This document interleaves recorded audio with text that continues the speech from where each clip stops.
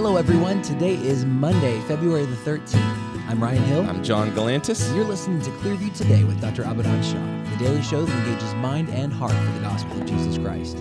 You can find us online at clearviewtodayshow.com, or if you have a question for Dr. Shah or a suggestion for a future episode, make sure you let us know by sending us a text to 252-582-5028. You can also email us at contact@clearviewtodayshow.com. That's right, and you guys can help us keep the conversation alive by supporting this podcast. You can share it online, and you can leave us some good reviews over there at iTunes, Spotify, anywhere that you get your podcasting media from. And you can we're gonna send you a link, Ryan. We're gonna put a link right in the description so you guys can do that. That's right. So we want you to leave us some reviews with a nice little bow. There you go. Merry Christmas in February. Merry February, miss. John, you want to give him the verse of the day today? Yeah, man, let's do it. Psalms 40, verses 1 and 2. I waited patiently for the Lord, and he inclined to me and heard my cry. He also brought me up out of a horrible pit, out of the miry clay, and set my feet upon a rock and established my steps. I love the beauty of the Psalms because they don't shy away from difficult emotions. Yep. They don't shy away from difficult moments because, yes, it talks about God inclined to the psalmist and heard their cry and brought them up out of miry clay, but in order to bring them up, they had to be in the mire in the first place. Right. They had to be in the horrible pit. And sometimes God allows us to go through those situations in our lives so that we can learn more about who he is and who we are as a result of him. And sometimes you got to stay there for a while. That's the first thing I noticed when I was reading it is I waited patiently for the Lord. Yep. I didn't just wait until, this is too inconvenient, so I got to do something, or I feel like I'm at my wit's end, so now it's up to me because the Lord said no. No, I waited patiently for the Lord, and then he inclined to me and he heard my cry. That's beautiful. Yeah, I love that. Speaking of patience, I knew you were gonna bring. I knew this. So we are both dads, but our kids are very different ages. Vastly. You are in the trenches of the toddler newborn. I'm in terrible twos, and I'm in very, very newborn. Right. Nasty newborn, terrible twos. Nice. Yeah. So I am, our youngest is 4, and our 2 oldest are 10. So we are entering the preteen. And you got everything in between. Yes.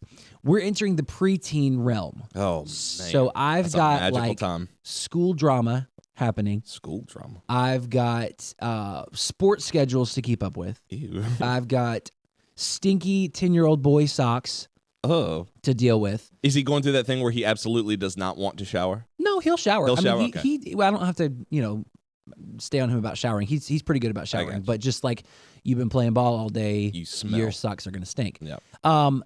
But I'll tell you this: this 10-year-old preteen attitude ain't it. Oh, I'm loving where this is going. It ain't it. What happened? I mean, I know what happened, but I want to. So my sweet, precious 10-year-old daughter, she is a phenomenal young lady. She's the cleverest student of her age. Very proud of her. She is a Hermione Granger of herself. There you go. She is caring. She's kind. She's compassionate. She's so many wonderful, wonderful adjectives. I can't even summarize it.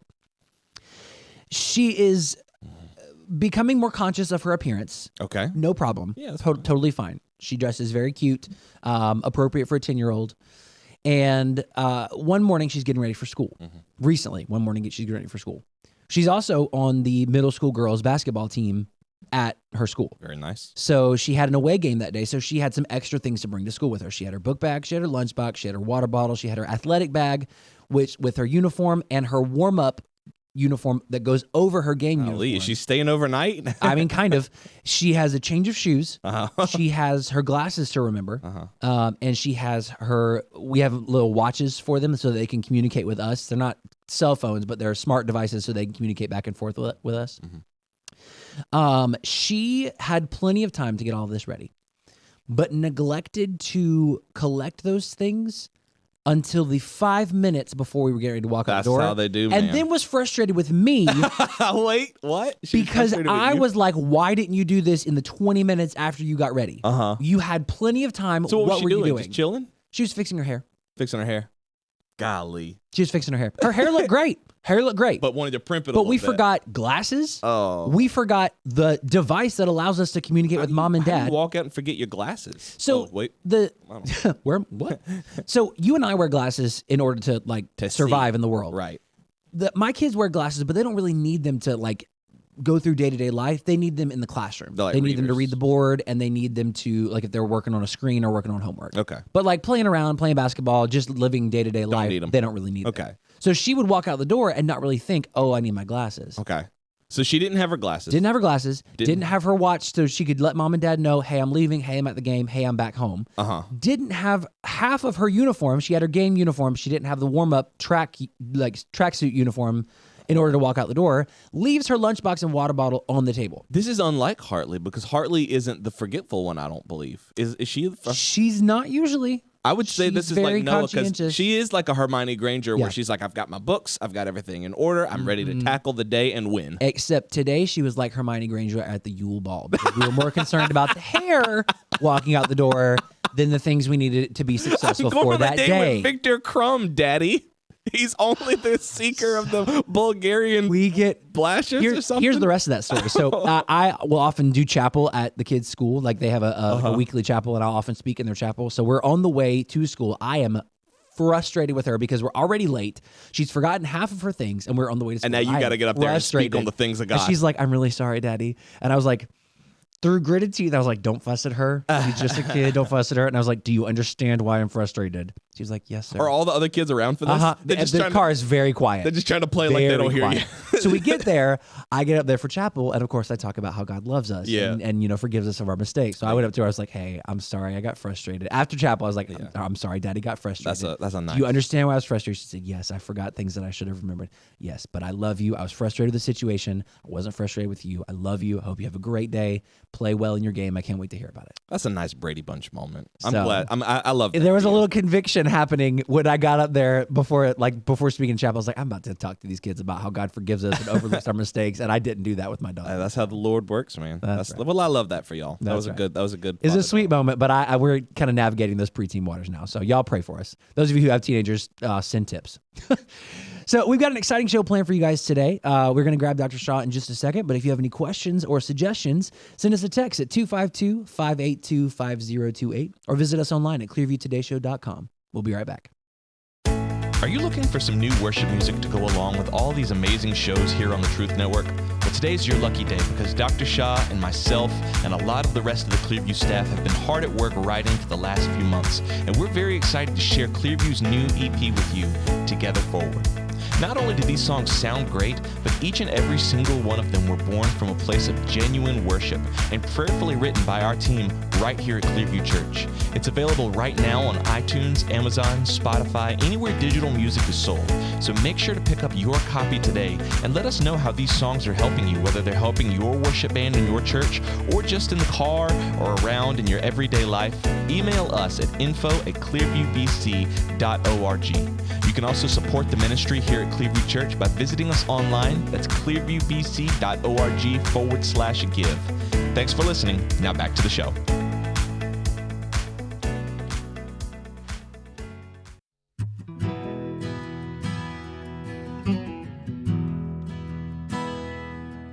Welcome back to Clearview Today with Dr. Abadan Shah, the daily show that engages mind and heart for the gospel of Jesus Christ. You can find us online at clearviewtodayshow.com. Or if you have any questions or suggestions for future episodes, send those in to 252-582-5028. Dr. Shah, welcome to the studio today. We've got a lot planned for the episode today. Oh, yes. I'm excited about this one because this is bringing our love series to a close. Mm-hmm. Yes. And I know we heard a lot of good things from people here and there about how much they enjoy the messages way back then and the radio shows now. So I'm excited about this one. Absolutely. Amen. Well, if you guys are joining us for the first time, I want to let you know who's talking to you today. Dr. Abadan Shah is a PhD in New Testament textual criticism, professor at Carolina University, author, full-time pastor, and the host of today's episode. You can follow his work on his website. That's abadanshah.com. That's right. And like we said, today is the wrap-up. It is the last message or the last show in our series on what love is from the book of 1 Corinthians, chapter 13. We've been talking about this as we're headed toward Valentine's Day, trying to understand, what the Bible teaches about love and where we need to maybe adjust some of our understanding with how love is displayed in our lives. So we come to 1 Corinthians 13:7 now, which is love bears all things, believes all things, hopes all things, endures all things, love never fails. And of course, then jump over to verse 13. So, at the heart of all the problems that the Corinthians had, their problem was of love. Mm-hmm. And if you really pay attention to that in your own life, what you'll find is it's the problem of love. Mm-hmm. Most people have not been properly loved. And so it comes out in how they love other people. Mm. So if you think about that, it's not even like, oh, your parents just were rotten people, or your whoever you lived with were just horrible people. It's not the point. The point is this: we just don't know how to love properly. Mm-hmm. And I like how you've brought it out in this series, because we tend to think in this day and age that love is something that's ingrained inside every human being. It's just something natural that comes to us.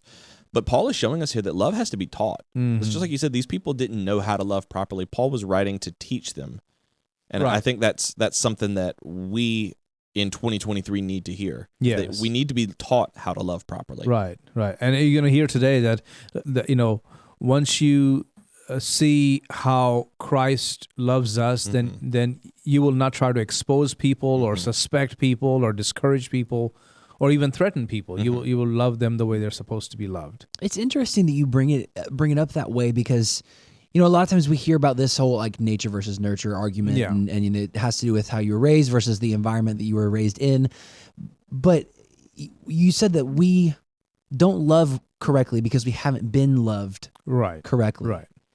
How do we see that play out, or what are some examples of that where people might be able to say, oh, I do that because of this? Yeah. I mean, if you grew up in a home where there was a lot of impatience, whether it was impatience because of physical problems the person had, sugar levels, or if you grew up in a home where just was a lot of stress, or if you grew up in a home where a lot of sarcasm happened. And sarcasm is not bad. I mean, you can have a good time laughing at each other. But if it's not properly communicated, then you grow up thinking that was normal, and then you do that to other people. And you're impatient with them, or you think, well, Daddy always did that, so I'm going to be like this. Mm-hmm. Or Mama was always like this, so I'm going to be like this. And then, we're not just robots, so Right. people respond or react, kind of like, I don't like this person, or I don't like you. Mm-hmm. But what's happened is, you were not loved properly, and now you're doing the same thing. Right. Wow. Yeah. But go ahead. I was just gonna say, I love the hope that you brought out in that, though. It was like, yes, you may have had that experience growing up, or you may have had that, sort of natural inclination based on the home that you came from, but we can be taught how to love rightly. It's not just, it's a lost cause. It's just how I am. This is the way that I was brought up. Daddy always did it this way, or Mom always did it this way. We can be taught the right way. Right. But I mean, think about it. When you're around people who are, good lovers, if I may say that, you walk away wanting to love your family better. Mm-hmm. You walk away being more patient. You walk away being more appreciative because you just were around somebody who was patient and appreciative. Mm-hmm. So what does Paul mean by this when he says love bears all things? Well, the Greek word for bears there is stege. Stege kind of comes from the noun, which means roof. Okay? So I'm sure the Corinthians knew what this word meant. Archaeologists have found evidence that by the 7th century BC, so 700 years before the coming of Christ, the temples and houses in Corinth had started replacing thatched roofs with fired tiles. So, thatched roofs, you see them, in England or, whatever. They are a huge fire hazard. And in a growing city like Corinth, without having big fire trucks running around everywhere, you can imagine one little spark of fire could destroy an entire area, So these tiles that they replaced with were very heavy, weighing about 60 plus pounds, but they were durable, they were long lasting, they were protected from the rain, sun, heat, snow, you name it. I mean, they were really good. So the word stege, etymologically, right?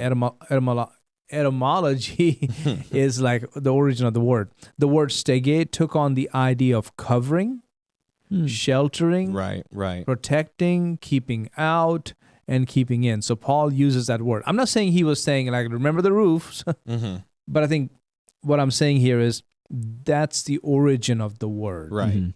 We tend to think it's like love bears all. It's like it just endures all the hardships, but really saying love covers you. It shelters you and protects you. Yeah. Does not expose you. That's a good way to put it. That's a good point. You know, I know people need to be exposed for their bad behavior, abusive behavior. Totally agree with that. But if you're constantly in the business of outing people, you may even out people who don't have to be outed. Right. Don't need to be outed. There's nothing there to out them. Right. But you're outing them. Well, I think in this day and age, there's such a pleasure that comes from exposing people, like of toppling organizations or toppling people in power. There's such a like an Aaron Brockovich sort of thing where it's like I'm the lone wolf coming out or the lone warrior coming out, and it's just such a pleasure that people get, this like sick derived pleasure where like even if it needs to happen, that should break your heart. Well, that kind of goes back to what we talked about on a previous episode where, you know, love doesn't delight in the misfortune of other people or other, you know, it doesn't delight in bringing to light these horrible things about a person or trying to overthrow somebody. Love is, it's that covering, it's that protection, it's that safety. You know, very interestingly, in Greco-Roman times, if a person didn't pay their rent, you know what they would do? They would come remove some of the tiles. Really? From the roof? Wow. So you haven't paid. Oh, no. It's cold. You lose part of your roof. Yeah. It's kind of sounds like a mafia shakedown. Like, oh, you got a lot of nice stuff here. We get a late fee. They lost like a section of the roof. Nice roof you got here. Sure would be a shame if something happened to it. They start. So that's what they did, you know. And so, you know, think about 1 Peter 4:8. And above all things, have fervent love for each other, for love will, what's the word? Cover. Now, Peter uses a different word for cover, but I think the idea continues here. Yeah. Love will cover instead of expose. That's right. A multitude of sin. Well, I think it also goes back to just what you've been saying is that it's not even about exposing someone so that the world can see how bad they are. It's about helping that person. It's about getting that person the help that they need or that organization the help that they need. Yep. You know, it's because I believe in what's right and what's truthful, and we can get to a good place rather than you deserve to be punished, and I'm going to make sure it happens. Yeah. So that's love covers all things. Or what about love believes all things? The Greek word for believes is pisteo. I mean, it's a very common word. It has the idea of trusting in others. Again, the Corinthian culture, if you've learned anything about them, freedmen, veteran army soldiers, businessmen, ethnically Greek people. I mean, it's all kinds of people who were very proud of who they were. So when you get around a culture, a community like that, it is very competitive and status seeking. So they're constantly trying to get ahead of the other person. So love believes all things.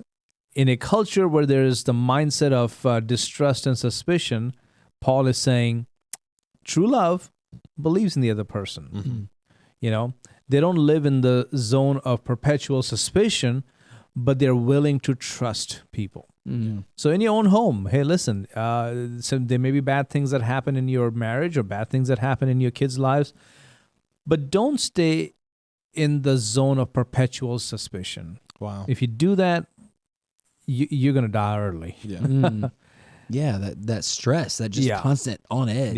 Yeah. Especially if you're a young person, especially if you're like just going into ministry for the first time, like you need those people around you, those people over you that you can trust. And to trust like I've got with you guys and with everyone here at Clearview, that when we talk to each other, I trust that these are people who want the best for me and for my family and for my children.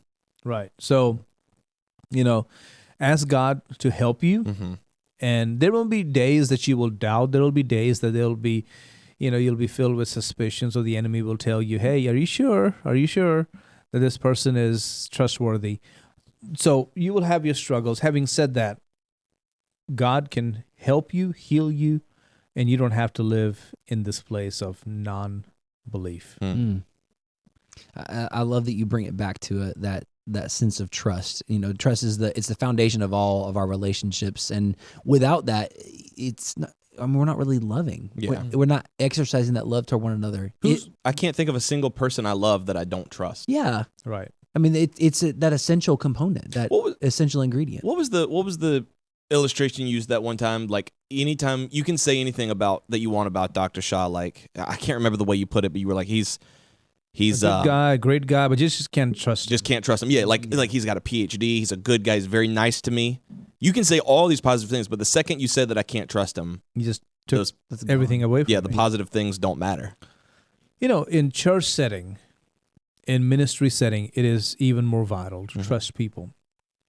People will, do things, say things, act in ways that are untrustworthy. But if you want to be in ministry, if you want to be a shepherd, and I'm talking about not just, the pastor, I'm talking about the whole staff, the entire team, you'll have to learn to trust people. Mm-hmm. I remember years ago when Nicole's dad and I went to New Orleans because I wanted to go to the same place where he had his seminary education. So I said, I want to go where you went. Mm-hmm. I admired him a lot. And he said, well, I want you to go to Wake Forest, but I'll take you there. So we headed that way. And he had a friend there who pastored near New Orleans, somewhere in the, maybe an hour, 2-hour radius. And so my father-in-law, Pastor Jerry Shedd, called him up and said, hey, we're coming to visit you. Look forward to connecting with you, on and on. And we got there. And I believe it was the next day that he showed up. And I remember sitting in that room and listening to this man who was a pastor that Pastor Jerry had mentored back in the day. He was a veteran from the armed forces. I mean, just a great guy. And had some amazing stories about life and some of the things he endured while he was, in armed forces.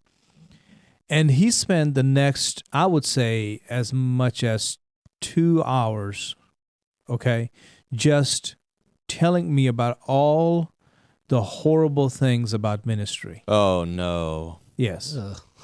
About how people are and what they do and how terrible they can be. He went on and on and on. Just emotionally vomited on you. Yeah, emotionally vomited on me. Ugh. And I don't know if he was mentally trying to psych me or something. I don't know what he was trying to do. What he didn't realize is I grew up in a pastor's home. Mm-hmm. Yeah, that's true. You knew what good ministry looked like. Right. And what successful ministry looked like. Yeah, I mean, I grew up in a setting where not only sometimes we had to battle people from the outside, but we also had to deal with people in the inside. Outside where, it's a, non-Christian majority country. So we had to deal with people sometimes threw a rock in our church building and we had to go fight them, and say, you better do that again. We'll grab you, take you to the police station. That's what we did at one time. And then internally we've had problems too. We had one time people came with a chain and a lock to lock our church up. I remember you telling me about this is not outsiders. This is insiders. Yeah. Because they felt like they can do that. Oof. So, I'm like, okay, you're not going to intimidate me by all this, and I don't know why you're doing that. Right. But very interesting, when he left, Nicole's dad said, I want you to forget everything this man said. I don't know what's going on. He must be having some problems at his church because he should not have done that to you. Wow. And again, this man, I can't go any further in telling you who he was. Mm-hmm. He was an amazing person when it comes to, all his accolades that he had and some of the things he's done. Unbelievable. And yet he was like this. Yeah. So the point there was he had no trust for the people. Yeah. And without trust, you can't love them. Yeah. You can't love his people. How can you love the people? Yeah. Some people may stab you in the back. Some people may do junky stuff, but you still have to love them. Yeah. But the third statement in this description is love hopes all things. Hope says elpidze. It has the idea of expectation, has the idea of wish. And people often try to confuse faith and hope, but these are related, but they're not the same, okay? And later on, Paul even clarifies that. He says in verse 13, and now abide faith, hope, love. These three, but the greatest of these is love. So hope is different than faith. Faith is the foundation that you can see. Hope is the window through which you are looking for what you can see. Okay. Faith is like, I can't see it, but I'm still standing on it. It's here. Right. Hope is like, I can't see it. I'm still looking for it. But faith is something I've already got. Right. That makes sense. Right. I can see it coming. Yeah. So hope gets into the see it coming, and it's almost as good as it's here in my hand. So it's not a hope so, but it's like I know so. Yeah. That assurance, what we can stand on, we can build on. Well, I like that because you can have as much shelter and as much trust, but if I don't have hope, if I don't have if I don't have something that I'm striving for, I'm moving towards, it's just going to shrivel up and die. I've just got what I've got now, but life isn't static like that. Right. Yeah. And then finally, the fourth and final statement is love endures all things. The Greek word for endures is hupomene, which has the idea of being patient. It has the idea of remaining, the idea of endurance. And so love does not give up, doesn't run out when things get tough. So much we have to learn about faith. So just the way Christ bears all things, Christ believes all things, Christ hopes all things, Christ endures all things, Christ never fails. So also love. Oh, wow. Amen. Think through that. Just substitute the word Christ or the name Christ for love. That's beautiful. I love that. In the Corinthian culture, you said earlier that Paul wrote these things in response to things that were going on. Love enduring all things. Was there this sense of like, we're going to try this, but if it doesn't work, like, peace out? Think about the transient community this is. Who do you have there? Freedmen? I mean, they don't have any roots there. Army veterans? They don't have any roots there. The ethnically Grecan people, probably Greek people, have roots there. But then the business people, wherever they're good business, that's where they're going to go. So there is no sense of loyalty. Yeah. If something doesn't work out, you can just try again somewhere else or just move on. Just drop it and move on. Yeah. Wow. And I understand some people have to do that, and that's great. But I don't believe when it comes to true love, biblical love, that you can do that. Yeah. That's one reason why Nicole and I have chosen this to be our home for the rest of our lives. And we did that 24 years ago, not 2 years ago, not 5 years ago, not 10 years ago, 24 years, coming up on 25. Wow. Because if you truly want to love people, you have to stay there. That's right. And love them in spite of their messes. And we have messes too. So, love them with respect. Well, I think that builds trust the other way around too, because now your people, your congregation know that my pastor is here for life. Right. My pastor's always going to be there for me. He's not looking for something better. And so whereas you trust and love us, we also trust and love you guys because we know that that's a concrete pillar of our community. That's right. It's family, and if there may be issues that you got to work through, but at the end of the day, your family is your family. That's right. Amen. And that same kind of love applies in our church. That's right. If you guys enjoyed today's topic or you have suggestions for future topics, make sure you let us know by sending us a text to 252-582-5028. You can also visit us online at clearviewtodayshow.com. And don't forget that you can support us financially on that same website. Every gift that you give goes not only to building up this radio show, but countless other ministries for the impact of the kingdom of God. I got a question coming in from Mark G. Dr. Shah, what did you get your master's degree in? Has it helped you in your ministry? My master's degree was in pastoral ministries with languages. Okay. And I focused heavily on Greek and Hebrew. Okay. So did you write a thesis on I didn't have to. I didn't have to write a thesis because I did so many advanced level courses. So I did the first year of both Greek and Hebrew, but then I went to the second year and the third year. Very cool. Yeah. Very cool. Nice. And I even won some awards Nice. for both biblical languages. Nice. Very cool. Nice. We love you guys. We'll see you tomorrow on Clearview Today.